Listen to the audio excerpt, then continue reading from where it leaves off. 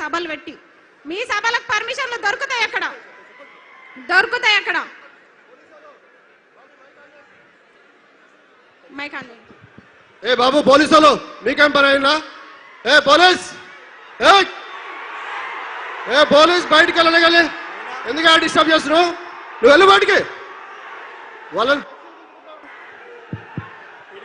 బాబు కూర్చోండి కూర్చోండి మీరు అందరు కూర్చోండి కూర్చోండి పోలీసు వాళ్ళు దయచేసి బయటికి వెళ్ళండి అందులో నుంచి ఎందుకు ఉంచుకుంటారు అవి ప్లీజ్ కూర్చోండి ప్లీజ్ కూర్చోవాలి అందరు ప్లీజ్ వెళ్ళిపోయారు వాళ్ళు వెళ్ళిపోయారు కూర్చోండి కూర్చోండి ప్లీజ్ ఈ పోలీసు వాళ్ళు ఎందుకో ఏడమైనా వెళ్ళిపెడుతుంటారు జర పక్కకు జరగండి జర ప్రశాంతంగా సభలు పెట్టుకుంటాం జర పక్కకు ఉండండి పర్మిషన్ ఉంది కదా సభకి ఏడమైన ఇదే ఉంటుంది మాకు కనీసం మాట్లాడుకోనియరు సరే మళ్ళా డైవర్ట్ చేసి సరే నోటిఫికేషన్లు కదా పెన్షన్ అన్నాడు కదా సరే నువ్వు ఎట్లా పెంచావో చూస్తాం గల్ల బట్టి బరాబర్ వసూలు చేసుకుంటాం ఇంకొకటి చాలా మంది కేసులు పెడుతున్నారని భయపడుతున్నారు నిరుద్యోగులు మీకు చెప్తున్నా నా మీద ఎన్ని కేసులు అయినాయి తెలుసా అయినా సరే వెనుకకు తగ్గట్లే తగ్గం కేసు వేయించుకుంటాం కేసు వేయించుకుంటాం కొట్లాడతాం 2 లక్షల ఉద్యోగాలు సాధిస్తాం రేవంత్ రెడ్డి తొడగొట్టి చెప్తున్నా నువ్వే కాదు తొడగొట్టేది మగపిల్లలే కాదు ఆడపిల్లలు కూడా తొడగొట్టి సవాల్ చెప్తాం రేవంత్ రెడ్డి గారు మిమ్మల్ని ఇడిచిపెట్టే ప్రసక్తి లేదు పాలమూరు బిడ్డ అన్నావు కదా నీ విద్యాశాఖ మంత్రి నువ్వు పెట్టుకున్నావు కాబట్టి నేను ఇట్లా అడుగుతున్నాం వేరేదైతే నేను అడగకపోదు నువ్వు సీఎంగా ప్రధానమంత్రిగా నాకు సంబంధం లేదు ఒక నిమిషం నువ్వు సీఎంగా ప్రధానమంత్రిగా నాకు సంబంధం లేదు కానీ విద్యాశాఖ మంత్రి తీసుకొని తప్పు చేసినావు నువ్వు విద్యాశాఖ మంత్రి ఈ మేడం ఉంది సబితమ్మ ఉంది విద్యాశాఖ మంత్రి ఉంది నీ అడ్డమైన జీవోలు వచ్చినాయా ఎన్ని జీవోలు తెచ్చినావు చెత్తమ్మకమోడ చెప్పు ఎన్ని జీవోలు తెచ్చినావు జీవో నంబర్ 4 అంట నన్ను మంచిగా లెక్చరర్ కానీరా అంటే నన్ను తీసుకొచ్చి కొట్లాటలో పడేసిరు నేను ప్రశాంతంగా టీచర్ అయ్యేదాన్ని కానీ నన్ను తీసుకొచ్చి కొట్లాటలో పడేసిరుగా భరించండి నన్ను భరించాలి మీరు ఎందుకంటే నేను చెప్తున్నా కదా మీరు కూడా విద్యాశాఖ మంత్రి కదా అప్పుడు మేడం ఉన్నప్పుడు కొత్త జీవాలు పుట్టుకొచ్చినాయా జగదీశ్వర్ రెడ్డి గారు ఉన్నప్పుడు కొత్త జీవాలు పుట్టుకొచ్చినాయా సరే వాళ్ళు కొన్ని జీవాలు తెచ్చిరు అనుకుందాం నువ్వేం చేస్తున్నావు జీవాలు తేవడంలో పోటీ పడుతున్నావా ఆగండి ఒక నిమిషం పోటీ పడుతున్నావా జీవాలు తేవడంలో జీవాల విషయంలో తగ్గలే బిడ్డ నోటిఫికేషన్లు ఇవ్వాలంటే ఫస్ట్ జీవాలు రద్దు చేయి జీవో నంబర్ 4 చెప్తా రాసుకో GO number 4 GO number 29 GO number 46 GO number 108 GO number 81 ఈ జీవోలన్నీ నీకు తెలుసా నీకేం తెలుసు నీకేం తెలియదు నీ దగ్గర మూటలు ఉన్నాయి బ్యాగులు ఉన్నాయి నీకేం తెలియదు దొంగ కథలు పడుతున్నావా నిరుద్యోగులకి నోటిఫికేషన్ ఇవ్వకుండా విడిచిపెట్టే ప్రసక్తి లేదు నిన్ను దొంగని సీఎం చేయడం మేము చేసిన తప్పు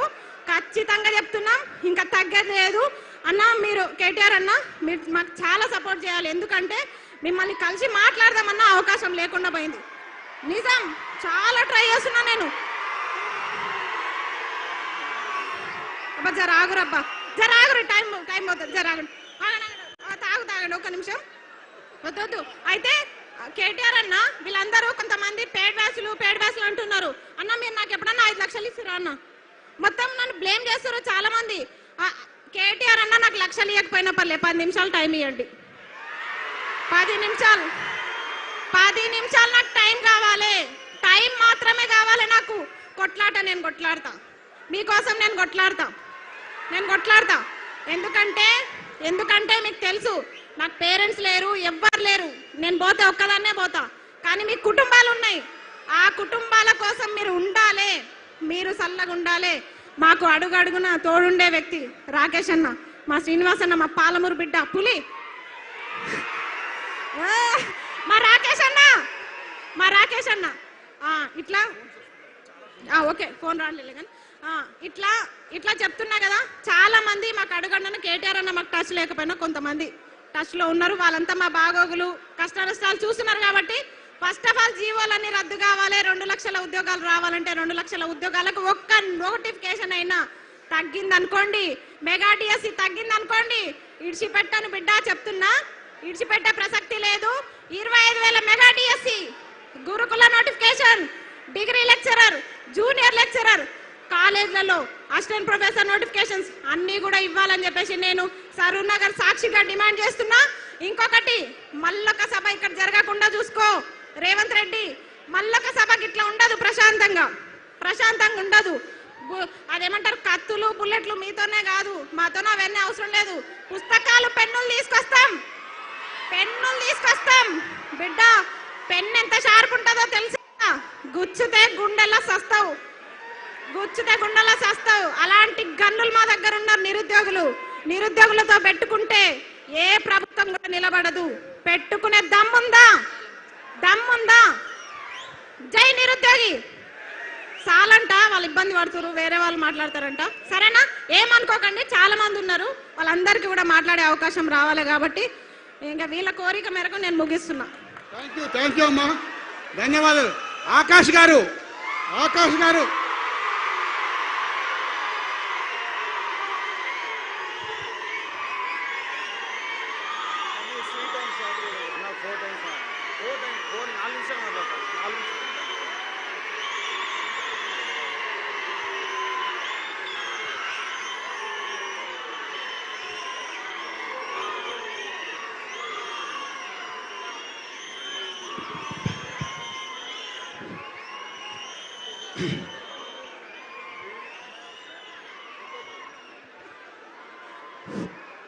స్టేజ్ మీద ఉన్న పెద్దలకు,